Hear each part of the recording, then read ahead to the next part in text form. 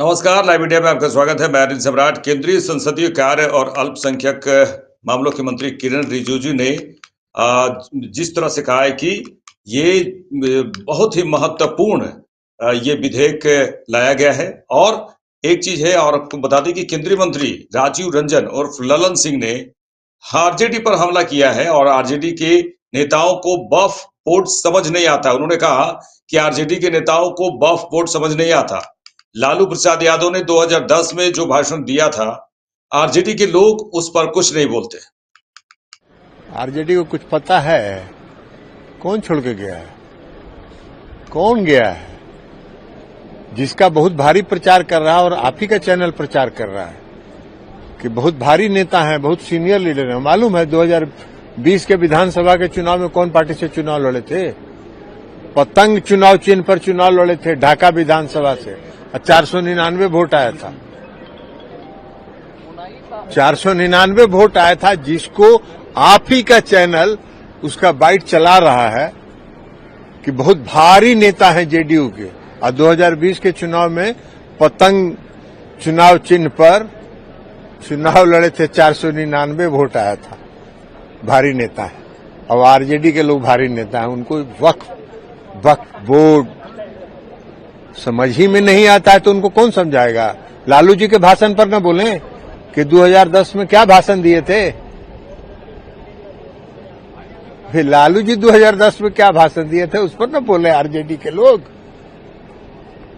कि बड़ा कड़ा कानून बनाने का जरूरत है, सब लूट लिया डकबंगला चौक से लेके सब। कौन दिया था भाषण? हम दिए थे। सर, एमएलसी जेडीयू के उन्होंने इस्तीफा दिया है। कांग्रेस पार्टी कह रही है कि हम सुप्रीम कोर्ट जाएंगे इस बिल के खिलाफ। कोर्ट जाने के लिए किसी को थोड़ी रुकावट है। कोर्ट जाने के लिए कोई भी जाएगा। कौन एमएलसी दिया इस्तीफा? केंद्रीय संसदीय कार्य और अल्पसंख्यक मामलों के मंत्री किरण रिजिजू ने कहा कि हमने राज्यसभा में एक महत्वपूर्ण उपलब्धि हासिल की है। हमने एक नया रिकॉर्ड बनाया है। हमने राज्यसभा में वक्फ संशोधन विधेयक पर 17 घंटे और 2 मिनट तक चर्चा की। इस रिकॉर्ड को तोड़ना बेहद मुश्किल लगता है। वक्फ संशोधन विधेयक पर चर्चा के दौरान एक भी व्यवधान नहीं हुआ। Important milestone we have achieved is yesterday in Rajya Sabha. We created the new record. The earlier record was in 1981 when the Parliament discussed on Essential Services Maintenance Act. So when the ESMA bill was discussed and passed and became an act, it took 15 hours and 51 minutes. And yesterday in Rajya Sabha, it broke the record by devoting 17 hours and 2 minutes of discussion. So this is 2 minutes, 17 hours and 2 minutes. So a record, a history has been created. And for any circumstances, this record to be broken seems to be extremely difficult, because to run the House consecutively for 2 days from 11 a.m. on 3rd to 4:02 a.m. in the morning of the next day, 4th. It's a record which is because of the support contribution of all the honorable members, and not a single disruption during the discussion for the Waqf Amendment Bill. So the time taken for the discussion of Waqf Amendment Bill, both in Lok Sabha and Rajya Sabha, had gone without any adjournment, any disruption, except pleasant exchanges of sarcasm, criticism, and also suggestions. As parliamentary norms go, we accept all kind of criticism as well as clarifications, and sometimes political banters, it happens. So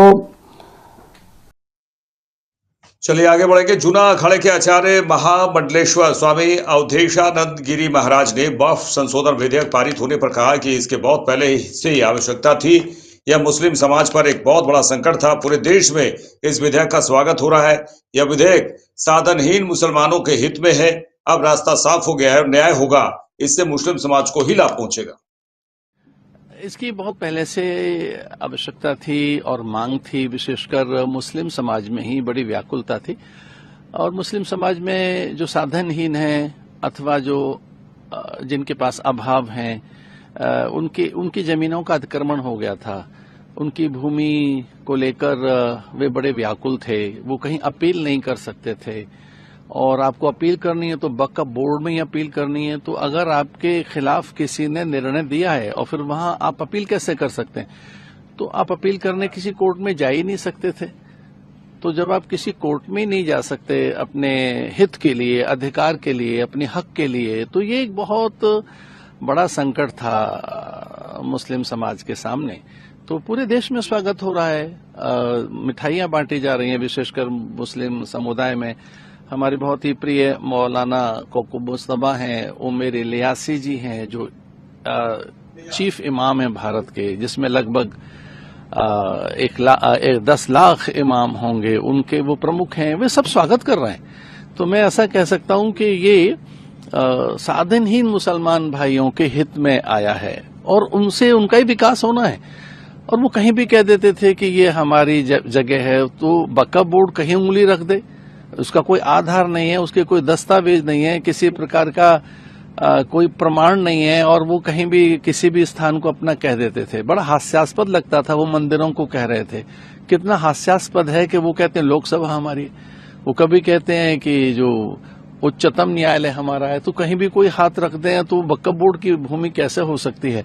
और इतनी बड़ी संपत्ति, इतनी तो किसी देश के पास नहीं होगी जितनी अतिक्रमण करके वे संपत्ति उन्होंने हथियार रखी थी।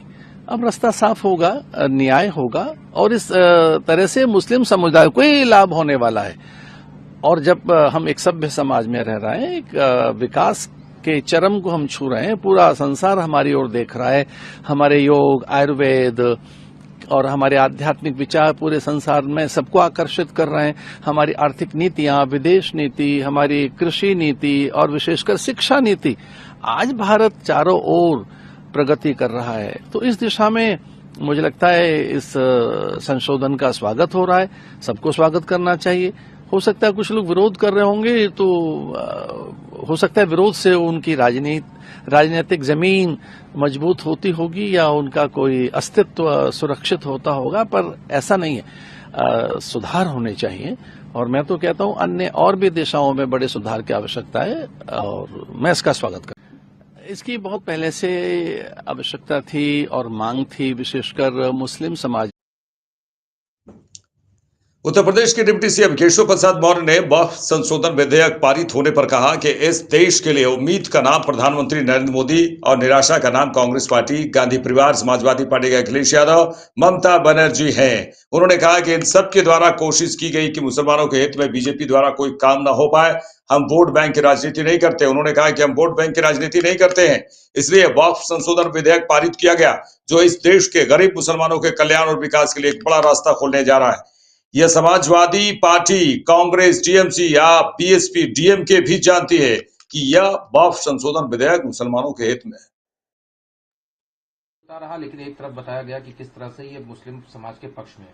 इस देश और इस देशवासियों के लिए उम्मीद का नाम प्रधानमंत्री श्री नरेंद्र मोदी है, और नाउम्मीद का नाम कांग्रेस पार्टी, गांधी खानदान, समाजवादी पार्टी के श्री अखिलेश यादव जी, टीएमसी की ममता बनर्जी जी, आम आदमी पार्टी के अरविंद केजरीवाल जी, डीएमके के या जो विशेष तौर से वक्फ संशोधन बिल के खिलाफ लंबा चौड़ा भाषण दे रहे थे, उन सब के द्वारा लगातार यही कोशिश की गई कि मुसलमानों के हित में भाजपा की सरकार के द्वारा कोई काम न होने पावे। लेकिन हम वोट की राजनीति नहीं करते, हम सबके साथ सबके विकास की राजनीति करते हैं। इसलिए माननीय नरेंद्र मोदी जी के नेतृत्व में यह वक्फ संशोधन बिल पास हुआ है। इससे गरीब मुसलमान, जो इस देश का 90% से ज्यादा मुसलमान है, उसके कल्याण के लिए, उसके विकास के लिए, उसकी शिक्षा के लिए, उसकी चिकित्सा के लिए बहुत बड़ा रास्ता खुलने जा रहा है। और जो वक्फ के नाम पर अवैध कब्जा करने वाले थे, जो वक्फ के नाम पर भ्रष्टाचार करने वाले थे, वक्फ के नाम पर अपनी तिजोरी भरने वाले लोग थे, उनको इससे बहुत निराशा हुई। इसमें जो बॉडी जो इसको एडवोकेट करें, तो उनका कहना यह है हम इसको अब कोर्ट में चैलेंज करेंगे। देखिए, अदालत का दरवाजा सबके लिए खुला होता है, कोई जाना चाहता तो उसको कोई रोकने के लिए सरकार थोड़ा न जाएगी। लेकिन कांग्रेस पार्टी कह रही है कि वो खुद जाएगी। जयराम रमेश ने ट्वीट किया कि हम सीए हुआ तब हम कोर्ट गए, हम हर तरह से विरोध ये मुस्लिमों को वोट बैंक के रूप में लगातार कांग्रेस का बंधक बना करके रखना चाहते हैं, चाहे वो कांग्रेस पार्टी हो, चाहे समाजवादी पार्टी हो, और चाहे इस प्रकार के जो अन्य दल हैं। और मुस्लिम वोट बैंक बना रहे उनका, और भारतीय जनता पार्टी के खिलाफ उनके साथ वो खड़ा रहेगा तो उनको राजनीति की दृष्टि से फायदा होगा। इस समय इस बात की लड़ाई चल रही है। कांग्रेस भी जानती है, सपा भी जानती है, बसपा भी जानती है, टीएमसी भी जानती है, डीएमके भी जानते हैं, आम आदमी पार्टी भी जानते हैं कि यह वक्फ संशोधन बिल देश के मुसलमानों के हित में है, देश के हित में है, माफियागिरी से मुक्ति के लिए है, भ्रष्टाचार से मुक्ति के लिए है, मुसलमानों के विकास के लिए।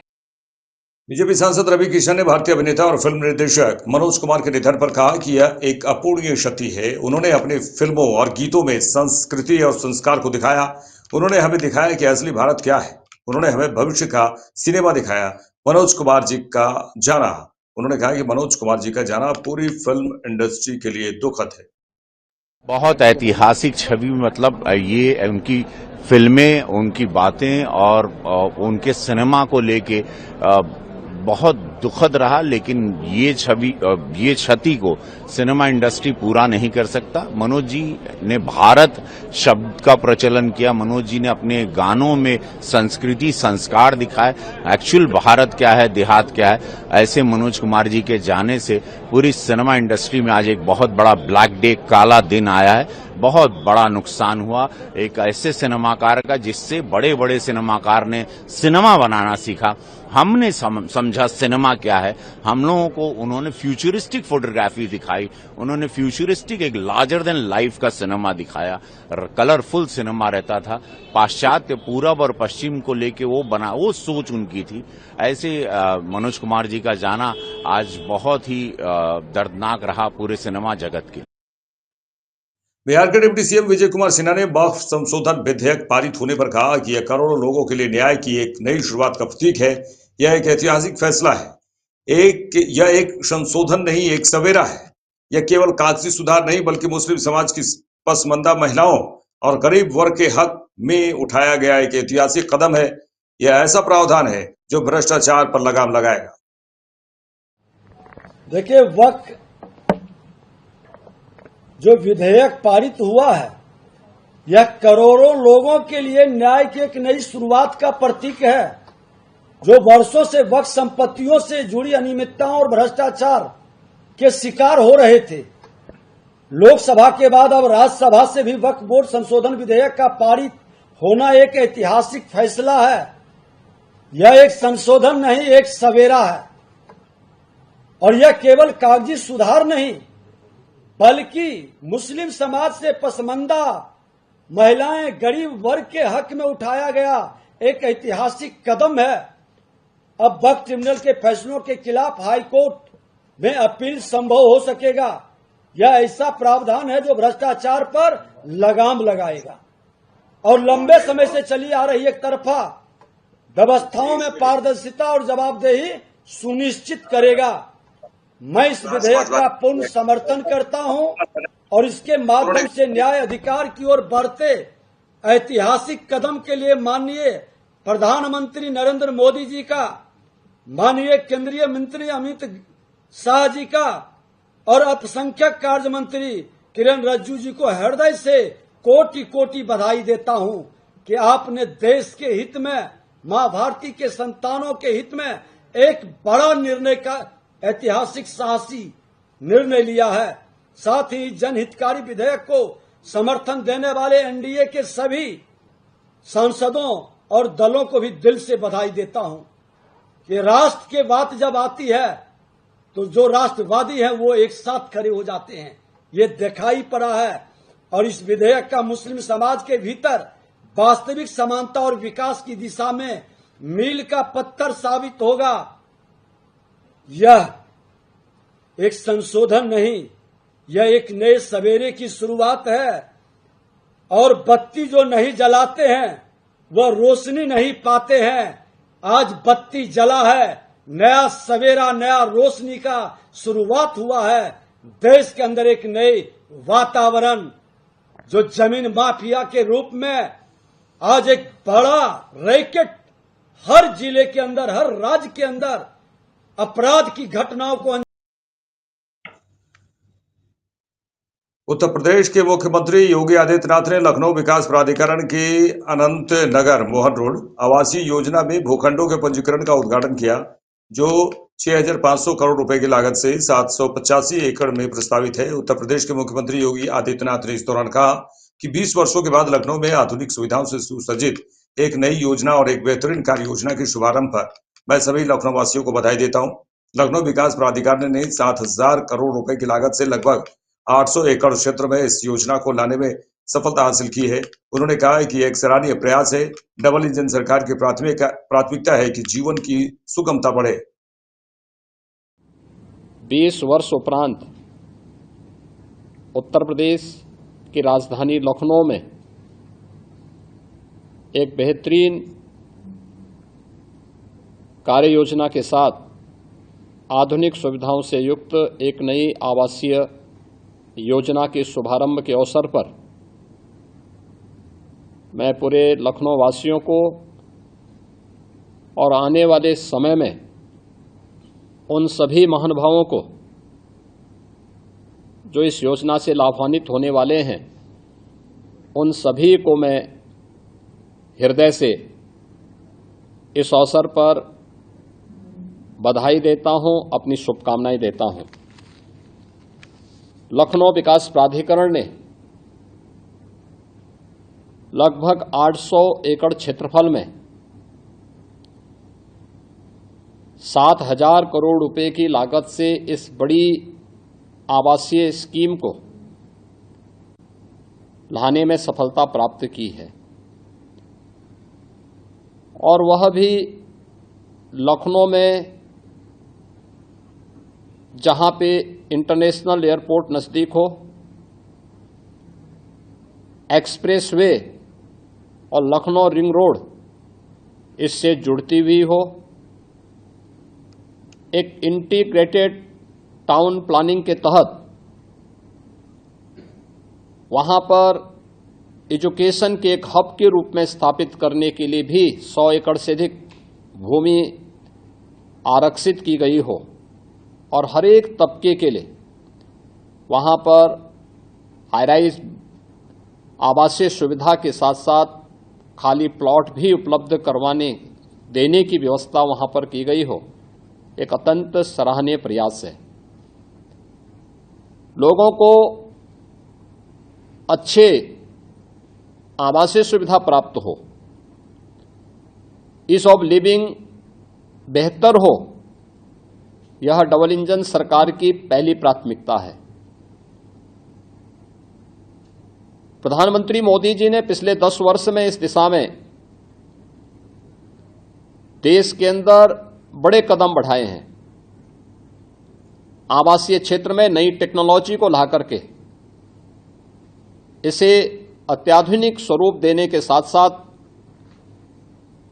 समय से पूर्व उपलब्ध कराना और सस्ते आवासीय सुविधा उपलब्ध करवाना, यह आज की आवश्यकता है।